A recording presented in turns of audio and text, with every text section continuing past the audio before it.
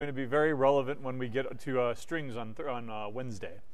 Last Wednesday we went over the basics of arrays, how you can use indexing to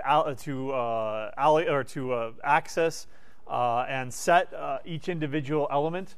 Remember, it's 0 index, so it starts at 0, and if there are 10 elements in there, of course, because you start at 0, the last one would be at 9. Accessing things outside of the scope of an array is undefined behavior. You could get corrupted memory. You could get segmentation faults. You'll get you could just get garbage results. Then we looked at how to use dynamic arrays using malloc, because static arrays are not the solution for most problems.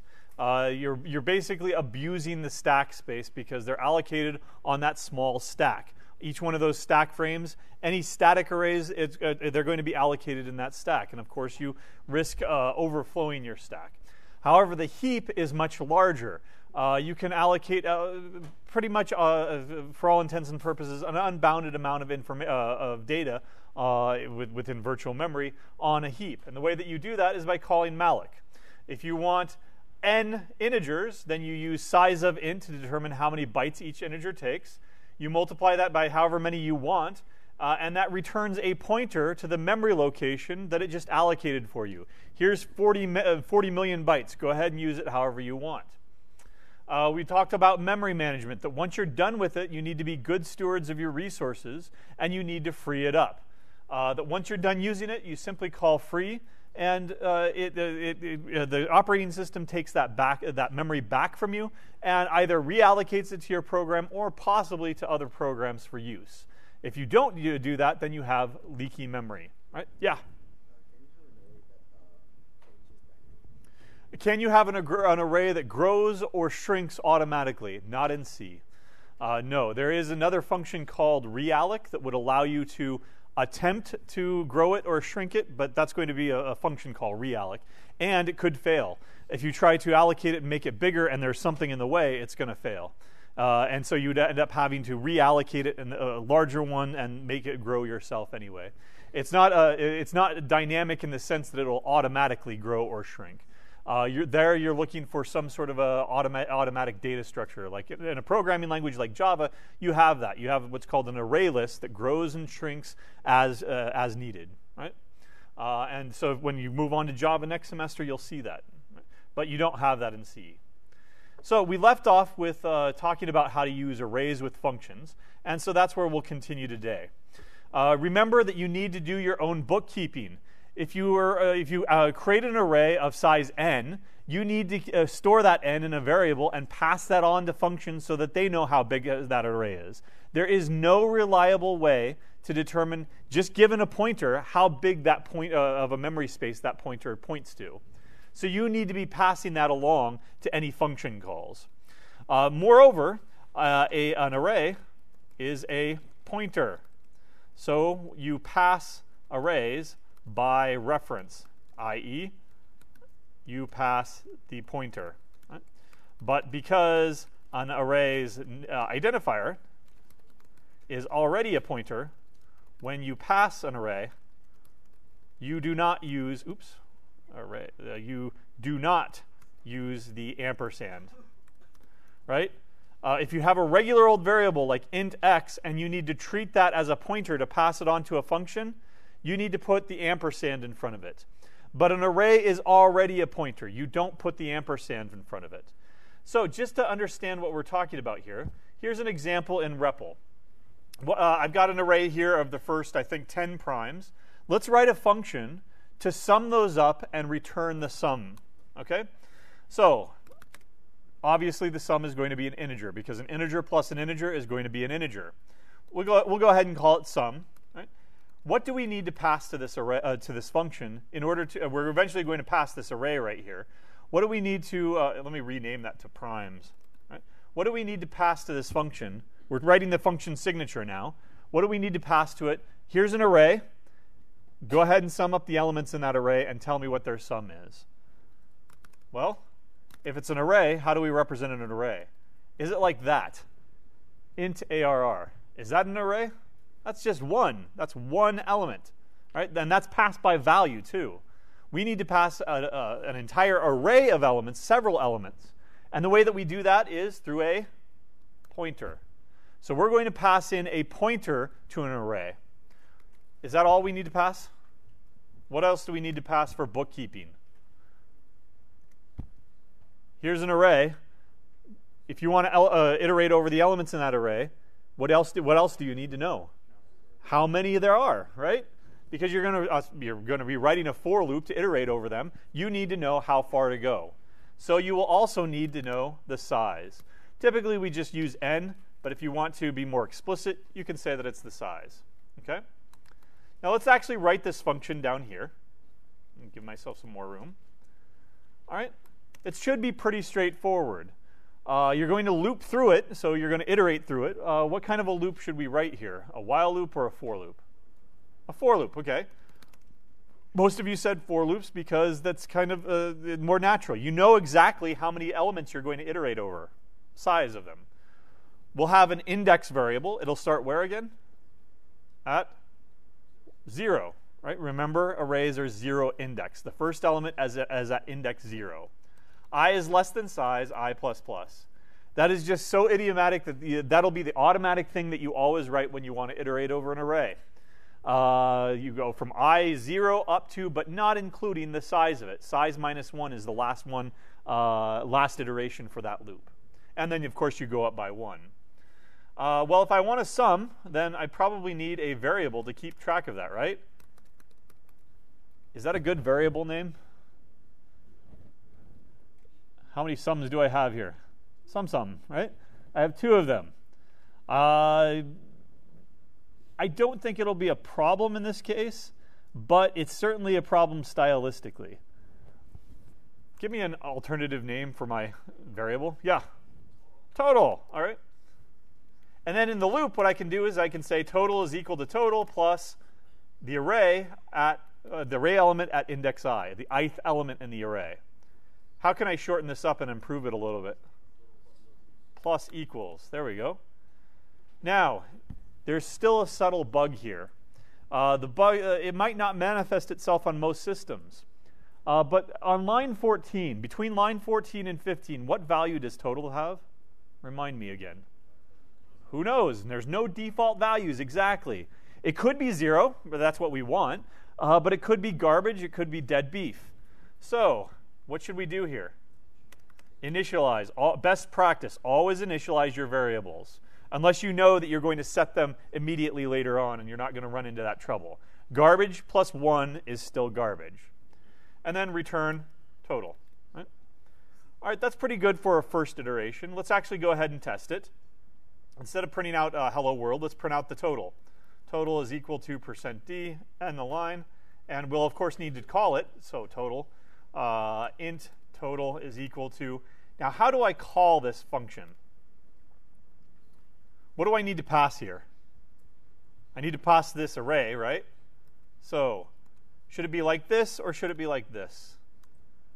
Primes is already a pointer because it's an array. An array name is a pointer. It's a reference to the first, to where the array starts. Here's the first element, here's the second element, here's the third element, but that first pointer is always pointing to the beginning of the array. So I don't need to put an ampersand here. If I did this, I would be getting the address of the pointer. In other words, I'd be getting a pointer to a pointer, and I don't want to do that. There are some instances in which you want to do that, but not in this case. What else do I need to pass in? As the second argument, it should be 10, or in this case, I've already put that into a variable, so I'll use the variable there. And let's see if this works. 129, I don't know. Pull out your calculators and start calculating, or you can go to a nice website like Wolfram Alpha, sum of the first 10 primes. And let it do its work for you. 129. Looks like we got 129 as well. Right? So that's how you should design your test cases. Use a tool. People do this all the time. CMACA is a tool to do this. It doesn't have automated data, test generation data, but you can certainly add on to it to do so.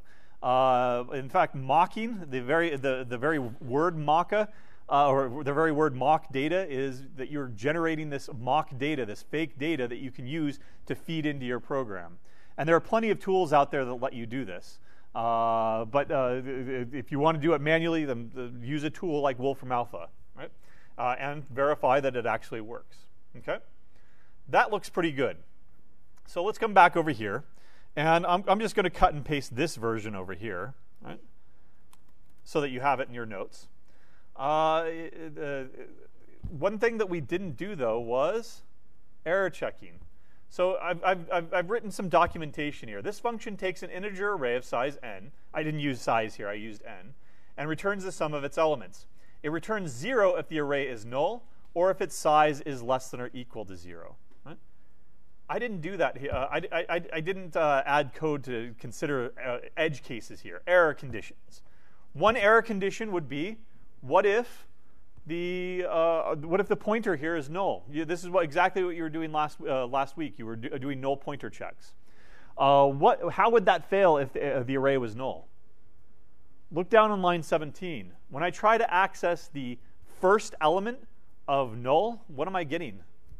What is the first thing of nothing? That doesn't make any sense. So what would end up happening here? What would end up happening if I passed in null instead of primes? Let's find out.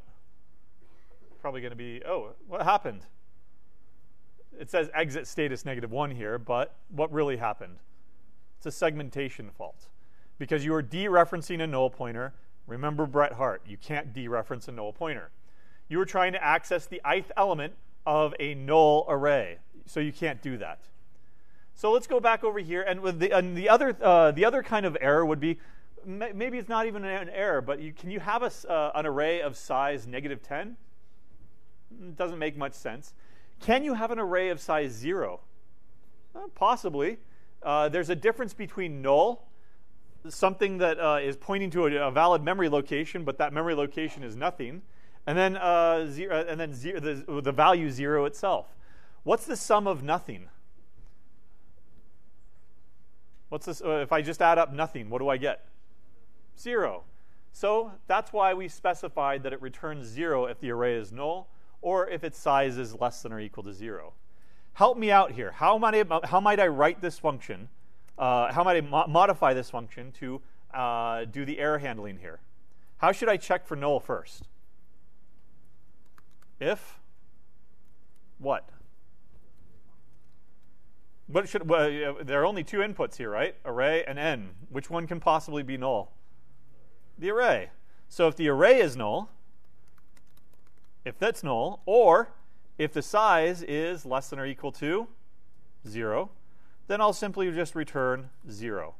Now, typically a 0 error code means no error. But in this case, it's a little bit different. We're not returning an error code. Those are completely valid values, right? What is the sum of elements in an empty array? What is the sum of nothing? 0. Right? So I made the design decision here that if I get a null, I'm definitely going to check it because I don't want a segmentation fault, but the sum of nothing is 0. Right? That's a design decision. And again, some notes here. Since arrays are passed by reference, no ampersand is needed when calling this function.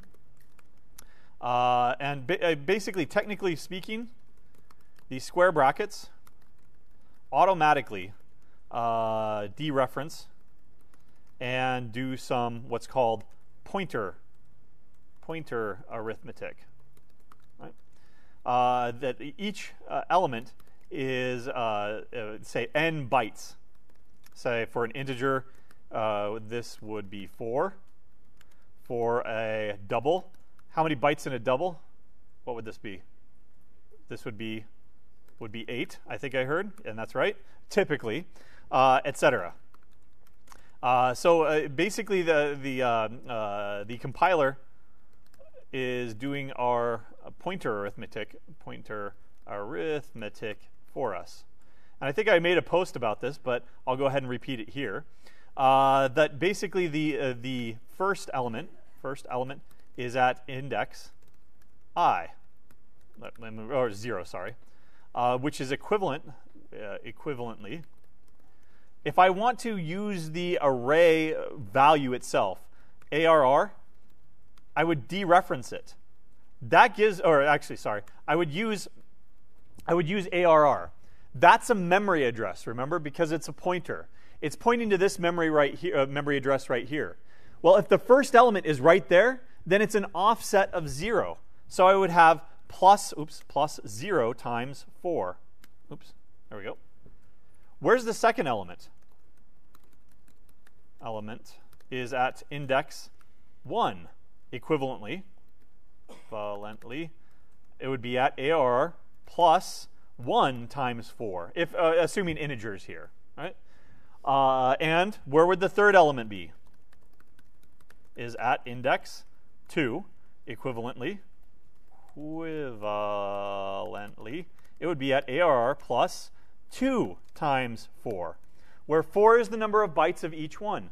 So the first one is a 0 offset from the start of the array. The second one, all you have to do is jump down 1 times 4 bytes to get to the next one. The third one is at index 2. You just have to jump down 2 times 4 bytes, in other words, 8 bytes, to get to the third one. This is why we use 0 indexing, because everything is represented in memory.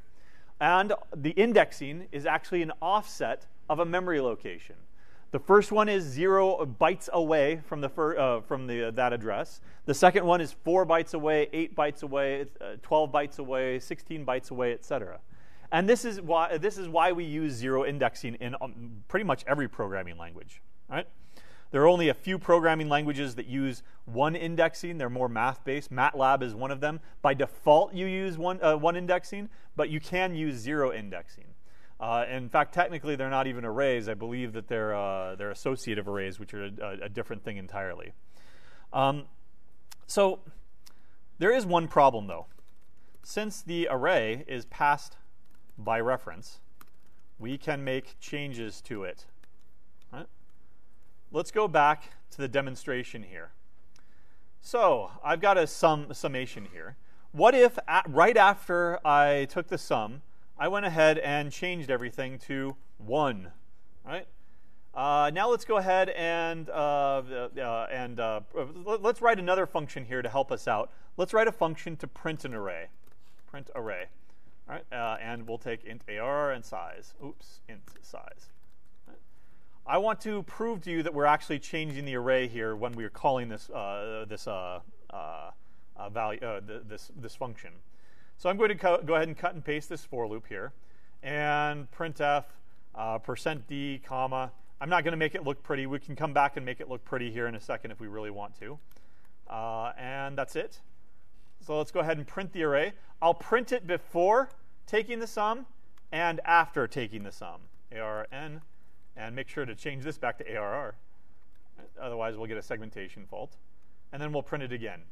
And then probably, let's make it a little bit more pretty. Printf and the line afterwards. And let's go ahead and run this now. Oops. ARR undeclared. Where are we? Oh, it should have been prime, right? Primes. There we go. There we go. And there we go. All right. Let's run it one more time. There we go. I'll move this over to see what this is doing. There's the array. There are the first 10 primes. 2, 3, 5, 7, 11, etc., etc. But remember, the whole purpose of passing by reference is so that you can actually make changes to the variable with respect to the calling function. This is how the swap worked. The first initial version of swap, we were passing those by value. So the copy 10 and the copy 20, the copies were exchanged. When we changed that to pass by reference, we could now change them because they were actually pointers to other memory locations that we could then take this out of this bucket, take this out of this bucket and put it in that bucket, and then take this temporary variable and put it back over there. We were able to do that because of pass by reference. One drawback to pass by reference is if I give you an array and I want you to process it and just simply sum stuff up, there's no way to prevent you from screwing up my stuff, right? I've changed it here, right? Would you expect, by the design of this function here, would you expect a function that simply just summed up the elements in an array to also completely wipe out your data? Probably not. So how do we solve this problem? To prevent a function from modifying the contents of an array, you can use the keyword const. What do you think const stands for? What do you think it's short for? Constant, exactly. Let me go ahead and go back over here, and instead of creating an int star array, I'll go ahead and put in the keyword const here, okay? And then I'll go ahead and put it in here as well to match. Now, when I try to compile this, I should get an error, right? Assignment of read-only location on line, what is it, line 21?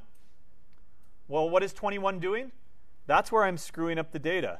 That's where I'm summing it up, but then I'm also wiping out all your data and setting everything to 1. By putting const in front here, it's kind of a promise. I am promising that when you give me your array, I'm not going to screw around with it. I'm just simply going to look at it, read only data. I'm going to read it and then sum it up and then give you the sum. I'm not going to go in there and muck with your data. Right? So if there's no reason for you to be changing my data, then I should put const here. Likewise, would you expect the print array to have to mess with your stuff?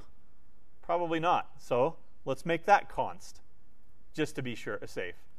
And now, once I get rid of this, it will actually compile, and it'll run just as before. But now, I'm not able to change your data. It's read-only. Right? You can change your data because you're the one that passed it to the function, but this function is promising not to change your data. Right? So let's go ahead and, let me go ahead and cut and paste this instead. Right? And as an example over in the notes so that you have a version of it. Right? So the const, let's go back.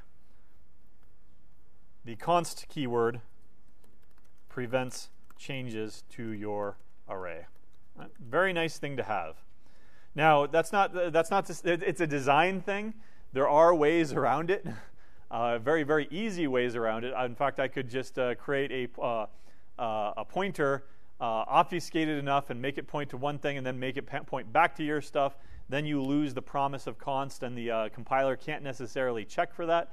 But it's a design thing, right? It's just making the promise. I'm promising not to change your data, right? You have a pretty good trust that this function is not going to change the data, right? Unless it's really malicious code, and you can have that sometimes. You can also write functions. Let me put this into a new returning arrays from functions, right? So again, you can also write functions to return arrays. And I put return into quotes here because you're not actually returning an entire thing. An array is multiple elements, say 10 elements. You can't return 10 values. So how do you return an actual array? You just need to return one value, the pointer to the beginning of the array. And remember that if it's a static array, then it's on the call. It's allocated on that program's call stack, that stack frame. What happens when you return from a function? What happens to that stack frame? It gets, what is it called when it's pulled off the top and thrown away? It's popped. It gets popped off the top. That array that you allocated in that frame is gone. So you can't return a pointer to it. Instead, it must be dynamic. If you, i.e., you'll always return a pointer to a dynamically allocated array. You cannot return a pointer. I mean, you can, but then it's going to be garbage results. You cannot generally return a pointer to generally return a pointer to a static array. Right? If you do, then there's no guarantee on what's in it. And there's a very nice example of this in the book that I would encourage you to read that shows an actual run of an example as well as the videos. So as an example here, let's go ahead and create an array that takes an integer n and returns a new array of n elements, all filled with ones. Right? So kind of like what I was doing before, where I took your array and I reset them all to ones. I want that behavior. I want to be able to create an array of size 10 or size 20 or size 500. And I want it also to be filled with ones. So let's go ahead and do that over here in REPL. Right? Since we've already got the other elements here to test that. What is going to be my return type? Is it going to be, let's call it ones array. Ones array. Right? We'll talk about the input here in a second. Is that correct? Am I returning one integer? No, I'm returning an array of integers. How do you represent an array of integers? As a pointer, as an int star. So some people like to write it like this. Some people like to write it like this. White space generally doesn't matter. We'll keep it like this. Right? And then as input, we'll simply just put in n. Right? I want an array of size n filled with ones. Give me a pointer to that thing. This is kind of like malloc. You ask malloc, give me an array of, you don't ask malloc technically for an array. You ask it for a chunk of memory. Give me a chunk of memory that's 50 bytes large. Here I'm actually asking for, give me an array of size n, but everything is filled with ones. Okay? Let's go ahead and write some testing code here. Let's say int result, star result is equal to ones array. And we'll go ahead and say that it's of size n, right? 10. Right? I'm reusing that variable up here. And then we'll go ahead and print that array. Oops. We'll go ahead and print that array. Instead of primes, it'll be result, and of course it has the same size. Well, we can't test this until we actually write this, so let's go ahead and go down here and write it. Right? Oops. All right. What's my first step?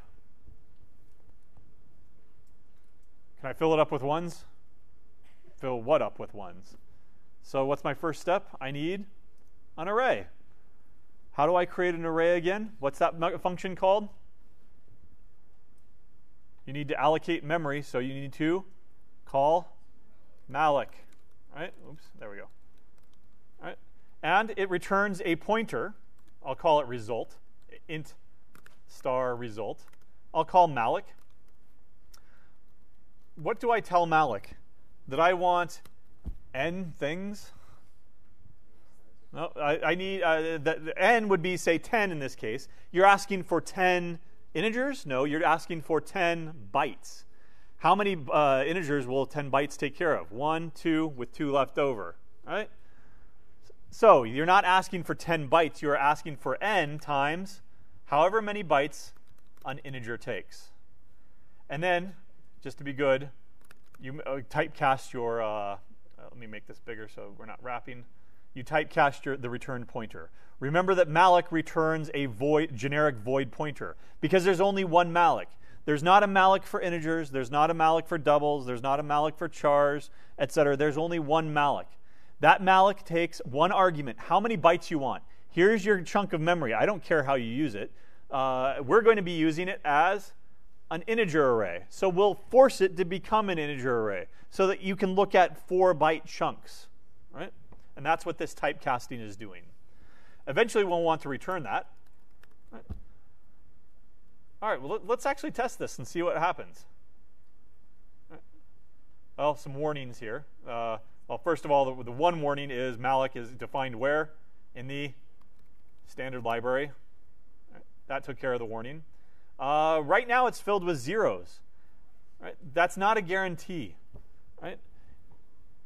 Just as there's no default value for a particular integer, there's also no default value for what's stored in an array.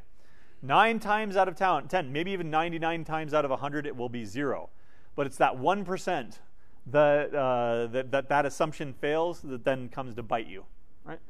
So, and that's, besides, this isn't what I wanted anyway, right? I wanted an array filled with ones. So, how do I fill it with ones? Iterate over it. I going from 0. I is less than n, I plus plus.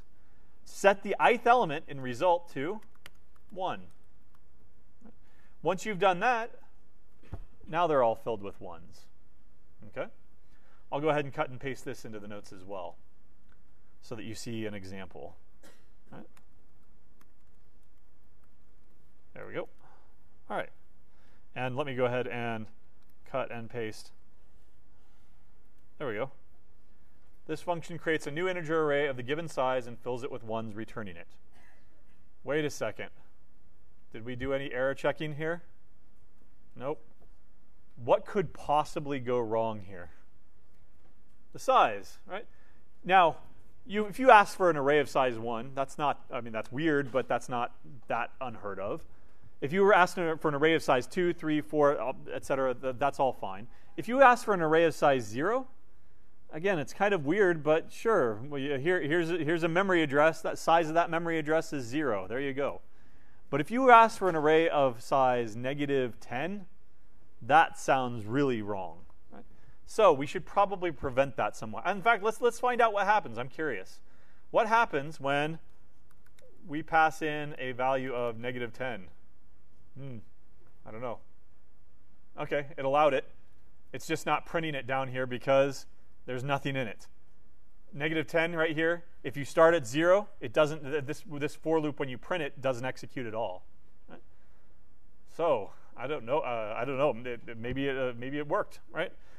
Maybe malloc actually allows you to call with and give you -10 bytes. Does that mean it takes 10 bytes away from you? Probably not.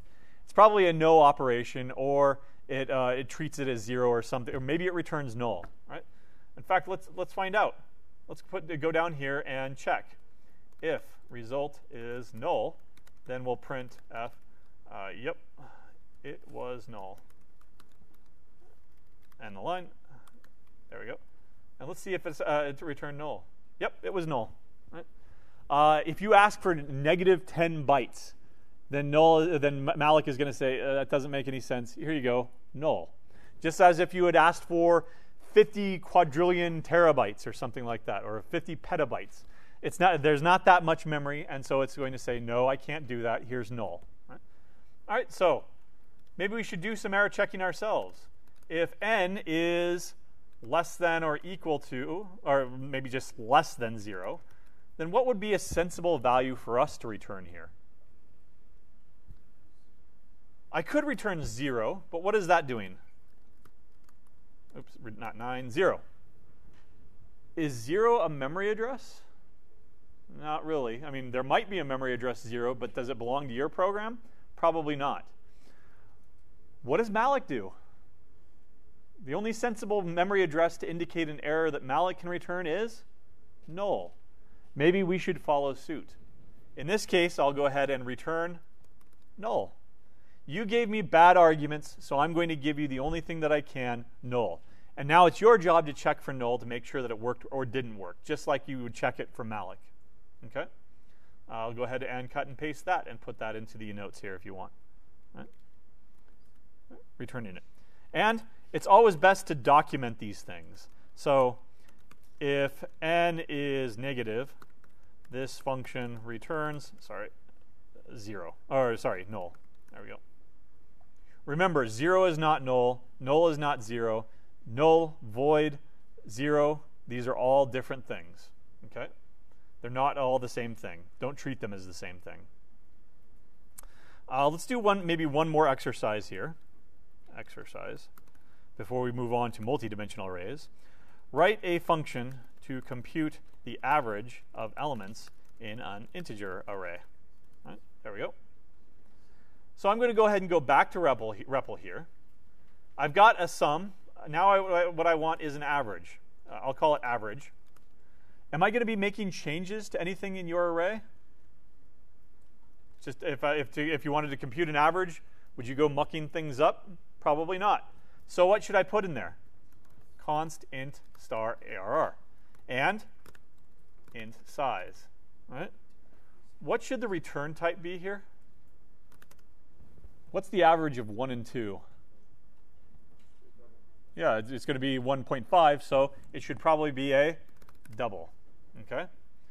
Unless you want truncation. Okay? Let's go down here and run it. All right.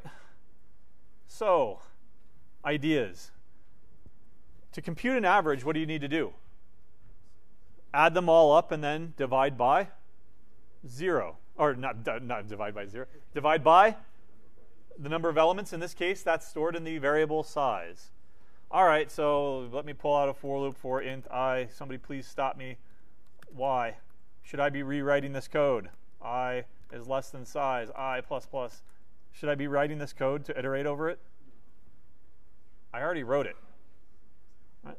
Remember, the whole point of using functions is to reuse them. Why should I iterate over it and sum it up again if I've already done that? Sum of ARR, size. Once I've got that, what do I need to do with it? Just simply divide it by size.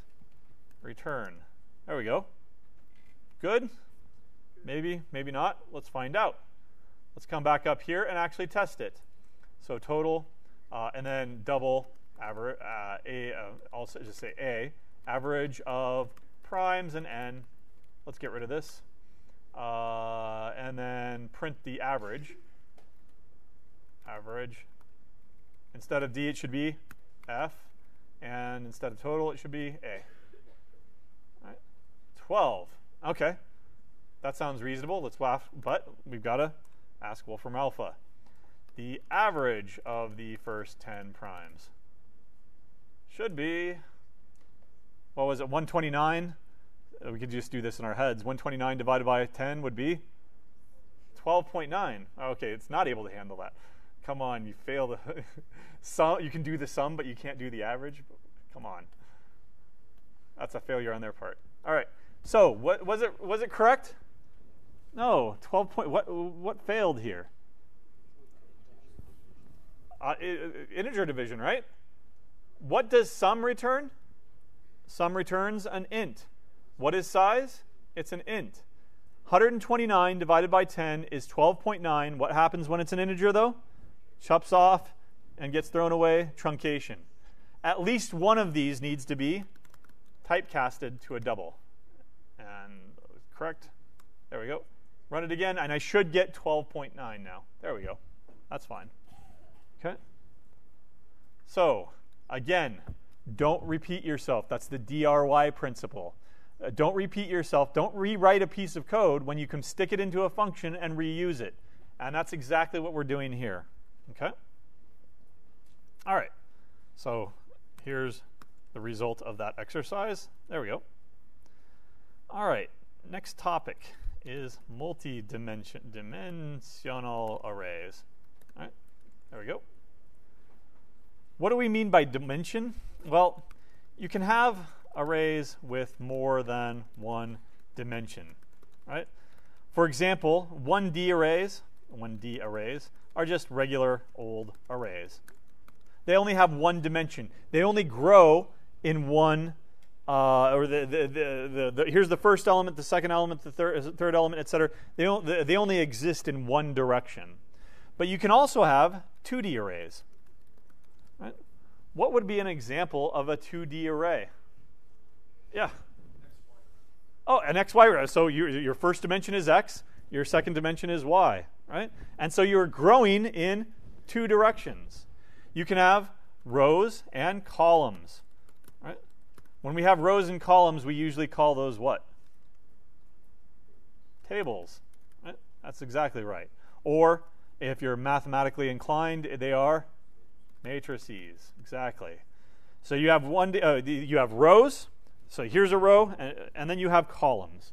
Each row can have n elements. The second row can have n elements. The third row can have elements. Usually we'll be looking at either square matrices, or you're not gonna. You can, but we're not going to do it. You can have situations where the first row has 5 elements, and then the second row has 10 elements, and then the third row has 3 elements for some reason. You can do that, but we're not going to do that. Okay?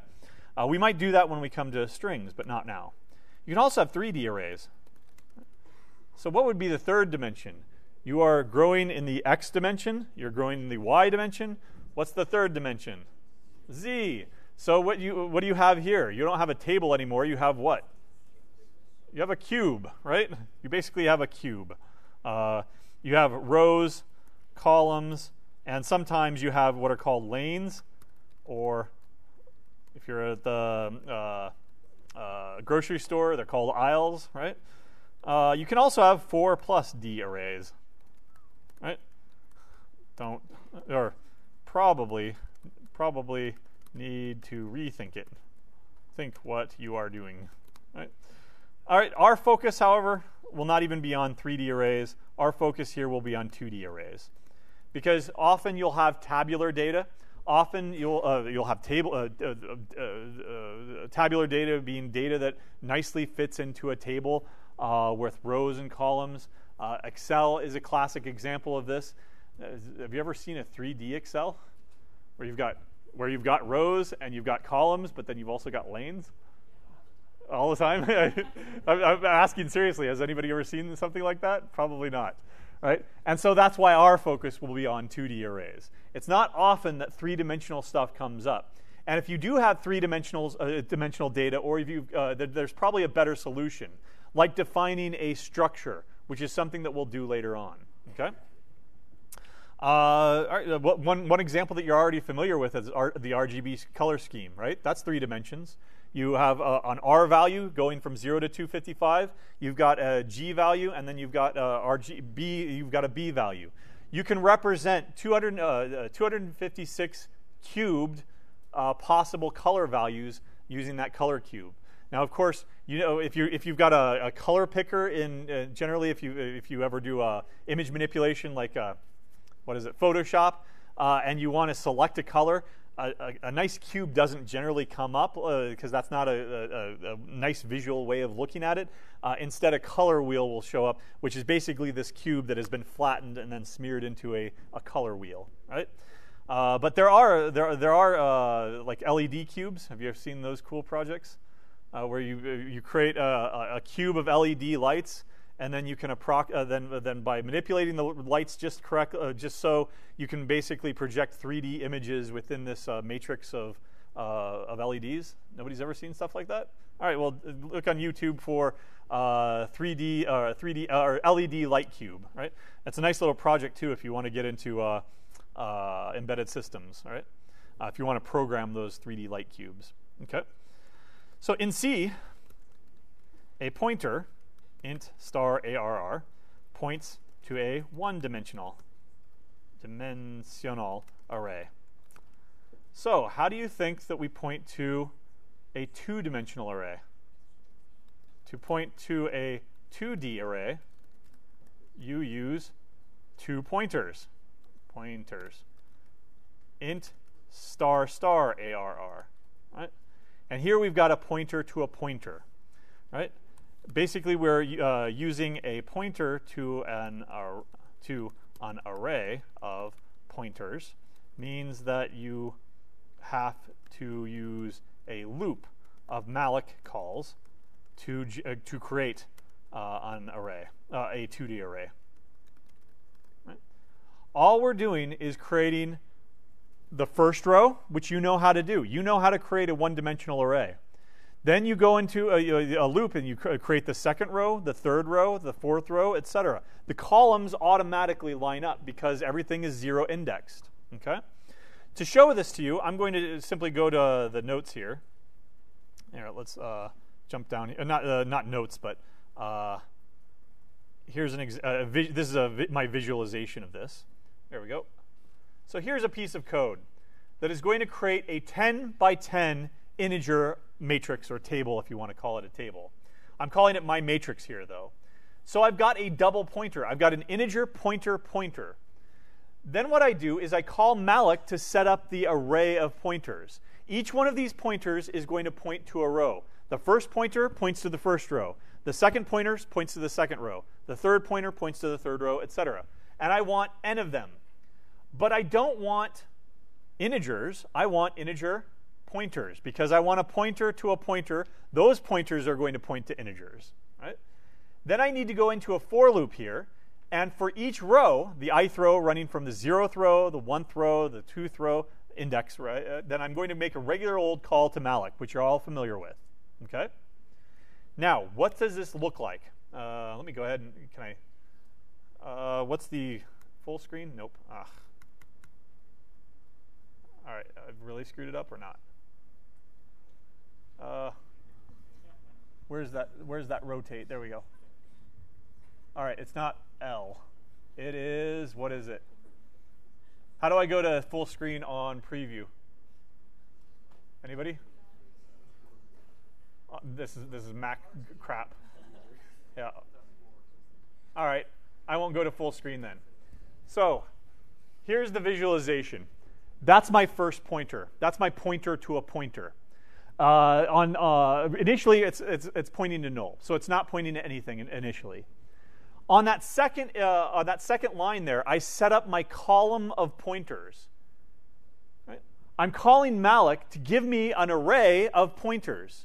How many? Well, there are going to be 10 of them. N is 10. And how many bytes does each pointer take? Int star. Size of int star, that tells you how many bytes each one takes.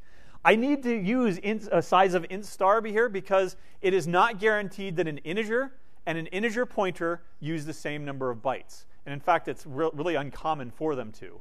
An integer is typically 4 bytes. An integer pointer, usually pointers are at least 8 bytes. Right? So I need to use size of int star here. Once I've done this, I've created an array of pointers. There are 10 of them there. My matrix of 0, my matrix of 1, ... my matrix of n minus 1. In this case, n is 10, so that would end up being my matrix of 9. Now, as you go through an iteration, then each one of those iterations of the for loop sets up the row. And the first one sets up the first row, the second one sets up the second row, third row, etc., all the way down until it sets up the last row. This over here is meaningless. This is my matrix data right here. My matrix of 0, 0, my matrix of 0, 1, my on the first row, my matrix of 0, 9, and then the very last one is going to be my matrix of 9, 9. If you have 2 dimensions, you need 2 indexes, or indices, because you need to refer to the row and to the column. It's always row major, we call this row major form. The first one always refers to the row. The second one always refers to the column. Right? So it goes row, then column. We'll come back to this. Right?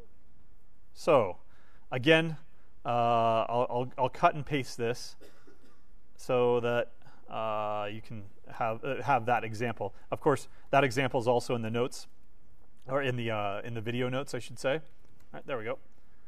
So again, we need a pointer to a pointer. We need an array of integer pointers, and there's the code that does it. Once it's created, however, you can treat it like any normal 2D array. If I want to set the first element here, then I need to provide 2 indices. 0, 0, that sets it at the top left, the 0th row, 0th column. If I want, say, let's see, then this is the last one. What if I want the, say, 4th row, 5th column? My matrix of whatever is equal to 17. So 4th row, what would that be? 0, 1, 2, 3. What if I want the 5th column? 0, 1, 2, 3, 4. So you've got to be careful there. And if you want to iterate over them, what would that look like? If I wanted to iterate over it and set them all to 0, for example. So iterate over the matrix and set them all to 0. 0, there we go. How would I go about doing that? In this example, I've got an n by m matrix, but of course you could, in the other example, I just made it square, so it was n by n. You don't have to have the same dimensions. You can have n by m. In this case, however, what would I do? There are n rows.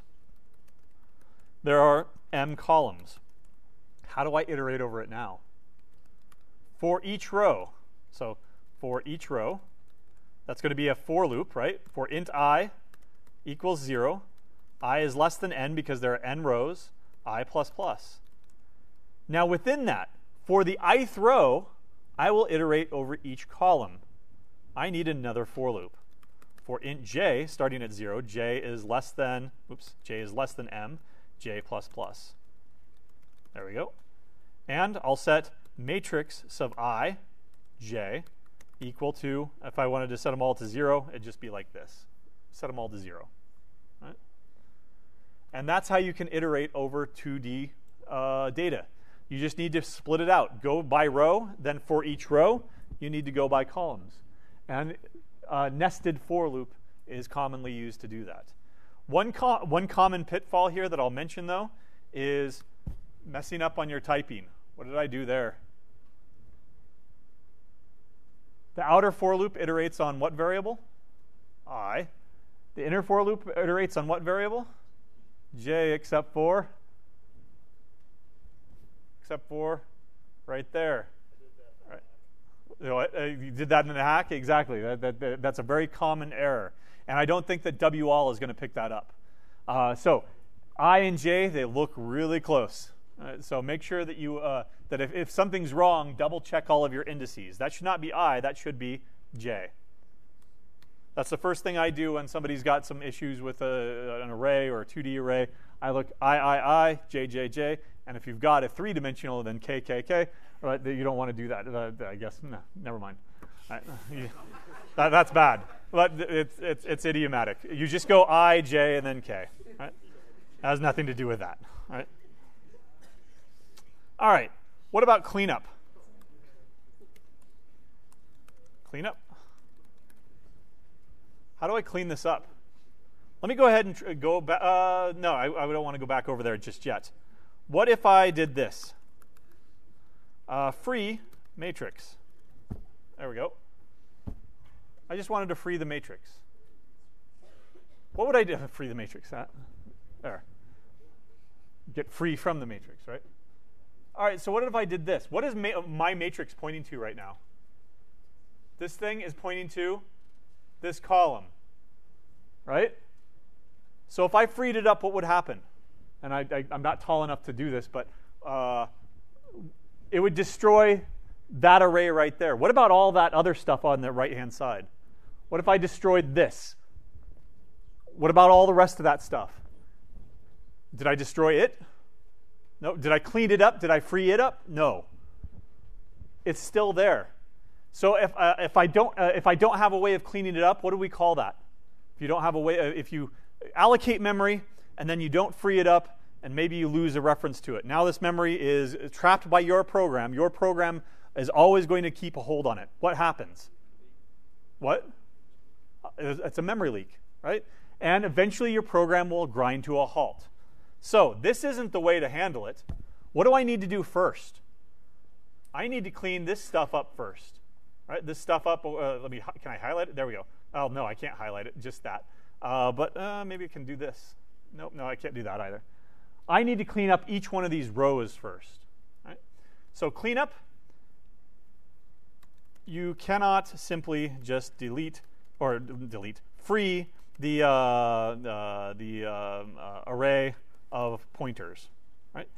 You need to first clean up or free each row, and then you can free the column of pointers. So it's not simply a matter of free matrix. What do I need to do first? I need to go and free up the first row. Then I need to free up the second row. Then I need to free up the third row, etc. Show me how I do that. For int, jump down there. Right? For int I, starting at 0, I is less than, well, n in this case, I plus plus. I can free, now, what am I going to free here? Matrix? What? I'm going to free the ith row of the matrix. And how do I get the ith row of the matrix? I need to use square brackets. Right? There we go. It keeps going down. There we go. There. That should work now. So to free it up, you need to do it. You need to do the operation in reverse. Here we created the column, then we created row, row, row, row, row. Then to clean up after yourself, you need to go in reverse. You need to delete row, row, row, row, and it doesn't matter if you go bottom up or top down. It doesn't matter. And then you can clean up that column over there by freeing it up. Okay. All right. One last topic, and this is going to be shallow versus deep copies. So consider the following C code, and this one I'm just going to make a cut and paste of it here, and then we'll take it over to REPL. So what I'm doing here is I'm creating just a regular old array of size 10, and I'm filling it up with values. what values are going to be filled? What values are going to be in that array right there? So the for loop starts out at 0, and so the first element is going to have 0 times 10. That'll be 0. The second element will have 1 times 10. So 0, 10, 20, 30. What's the last element? 90, because it goes up to the 9th, or it goes up to the 10th element, which is at index 9. 9 times 10 is going to be 90. Right? Now what I want to do is I want to make a copy. Let's make a copy of the array A. Let me go ahead and try it doing this. There we go. Int star b is equal to A. Now let me go ahead and just make a change to this. Come on. Let me go ahead and make a change to the first element in B. Is going to be equal to, I don't know, 42, let's say. Okay? I've made a copy, and I've changed the first element of that copy to be 42. Predict. Darn it. Predict what happens to the first copy, A and B. I've got A and B here, right? I've got an array A, which is pointing to an array containing, what was it again? 0, 10, 20, ... Doesn't matter. It ends at 90. I've attempted to create a copy here, B. This is what I've attempted to do. And I copied everything over to 0, 10, 20, ... 90. Then on that second to last line there, I've changed the first element in B from 0 to 42. At least that's what I think I've done. Right? Predict what will be printed with A sub 0 on that last line. It goes to A, and it looks at the first element, and it prints. What would we expect it to print? 0, right? Let's try it out and see if that actually works. So for this, I'm just going to go back to main and get rid of everything. There we go. Run it. All right. But it prints out 42. Why does it print out this value instead of this value? The reason is that this, now I've got line numbers here so I can reference it. On line 18, I didn't make a copy. I made a special kind of copy. I didn't make a completely separate copy with its own separate memory space. Instead, I have a pointer B. What did I make it point to? I made it point to A. So in other words, B is simply just pointing to the same thing. Right? This is what's known as a shallow copy. You're not really making a copy. You're making two pointers point to the same thing. So if you change the value with respect to one pointer, it's being changed for the second pointer. This is maybe not what I want. What I was depicting before, where there was a completely different array, that's called a deep copy. Okay?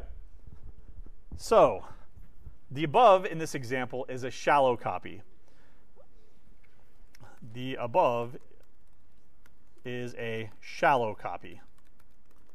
We've only made two pointers point to the same thing. Right? If we change the value in one array, then the change is reflected in both pointers. There we go. That's probably not what we want. If you want what the second picture depicted, where there's one array and then there's a completely separate copy of the array, so that if you make changes to the second one down here, you're not making changes to the first one up here, that's known as a deep copy. A deep copy is an actual full second copy of an array. Right? Changes to one array are not reflected in the other. With a deep copy, two pointers point to two completely different memory locations. Right? So how do we do that? Right? What I'm going to do is I'm going to, as our last exercise here for the day, is let's write a deep copy function. Okay? Get rid of all these since we've already covered them. So this function takes an integer array and creates a deep copy of it, returning the new deep copy. Help me out here. What should I call this? What should I call this function? I could call it copy. Say what? Deep copy. Okay, deep copy. I could get really verbose, integer array, or awesome, add some more cool words to it, whatever. I'll just go ahead and call it deep copy for now, okay? If it needs to return a brand new array, what should the return type be? If we're just restricting ourselves here to integers, should it just return one integer? Int star. It needs to return an array, right? What should it take as its arguments? It takes the old array, int arr. Anything else? Remember, you need to do your own bookkeeping. So what else do you, if I give you an array, what else do I need to tell you? I need to tell you the size, right? And are we going to be making changes to that array? You're going to give me an array. I'm going to create a brand new copy. I'm going to copy these elements over into that one over there and then give that copy back to you. Should I be changing anything? Probably not. How can I advertise the fact that I won't be changing anything? Const. Right? Good. Now let's actually write it. Let's get rid of all this stuff. There we go. All right. So if I'm going to be returning an array, what's the first thing I need to do? After doing error checking, I'll let you do error checking on your own. I need a result, right? Int star, I'll call it copy. Right? And I'll call malloc. How many bytes do I want from malloc? Size, oh, okay. Size times size of, and they're integers, so int. Right? And what should I do to the return generic void pointer? Int star. And I'm going to eventually return it. Return copy. But am I done here? I just asked for a chunk of memory and I gave it back to you. Right? What else should I have been? What else should I be doing? I'm going to. I've created a chunk of memory here. So I've created B, which is, I'll call it copy here. Copy. It's pointing to this brand new chunk of memory. But does that guarantee that these elements have been copied over? Nope. What we need to do now is we need to copy over 0, copy over 10, copy over 20, ... and do the rest of them. So we need to go into a loop. For int I, starting at 0, I is less than size I plus plus. And how do I copy each individual element over? Copy sub I is going to be equal to ARR sub I. And that's it. Now you have a completely new deep copy. Let's go back up here. And now we can do a deep copy instead. Int star B is going, and I'll need to get rid of this stuff. Can I do this? Let's find out. Oh, cool. I can do block commenting in REPL. Deep copy of A. Then I'll go ahead and do what I did before, set the first one equal to 42, and then I'll print it out. And now, since it's a deep copy, I'm changing this copy to 42. I'm not changing the original. So now instead of printing 42, it should still have that old value of 3. Right? Or not 3, but 0. Oh, what's wrong? I called it size, and oh, thank you. Deep copy, and then how big was it? 10. There we go. And there. Now it's 0. I'm only changing the copy, the deep copy, rather than the shallow copy. Just simply making two pointers point to the same thing, that's a shallow copy. If I change one of these things, I change them both, because they're both pointing to the same thing. So keep that in mind. If you need to make if you've got an array and you need to make changes to it in such a way that you want to preserve the original data, you'd better make sure that you've got a deep copy instead of changing the original. And that's actually quite a quite common operation to do deep copying. Right? Let me go ahead and cut and paste this so you have it in the notes. when I post it. See, there we go. All right, there we go. And it's in there. And as a side note, you can also use, there's a function called memcpy. What do you think that stands for? What do you think that's short for? Memory copy, exactly. So you don't have to roll your own deep copies anytime that you want to do so. You can if you want to, but you can also learn to use to RTM, read the manual, and you could use memcopy instead. That function up there could be replaced by a simple memcopy. All you need to do is give it the original pointer and a size, and then it basically just copies everything in this memory to a new memory location and gives it to you. It's kind of like, it's almost exactly like malloc, right? But it's memcopy instead. And that's probably going to be a lot more efficient than rolling your own and doing something like this. But sorry, again? It returns a generic void pointer. So we have enough time. We can take a look at it. Let's see. Let me pull up a terminal here. Man mem cpy. And so it returns a generic void pointer here. Restrict is just don't worry about the keyword restrict here. But it takes a destination and a source. So it does not allocate new memory. Basically, it assumes that, all right, you've got this chunk of memory, and this that's the source, and this chunk of memory that's the destination, and both of them are of size n. I'll go ahead and copy everything in this chunk over to this chunk for you. But this chunk has to exist first. So in other words, to do what we did up before, you would still have to call malloc to create this, and then you could call memcopy to copy it over. But at least it would only be 2 lines instead of your own function here. Right? All right. Any questions? No? All right, then you have more than enough to get started on, if you want to do the lab early, but otherwise, Hack 7 has you doing some exercises on arrays, and then it has you doing exercises on multidimensional arrays using pixels to represent an image. You're going to be taking an image and flipping it horizontally, vertically, and rotating it.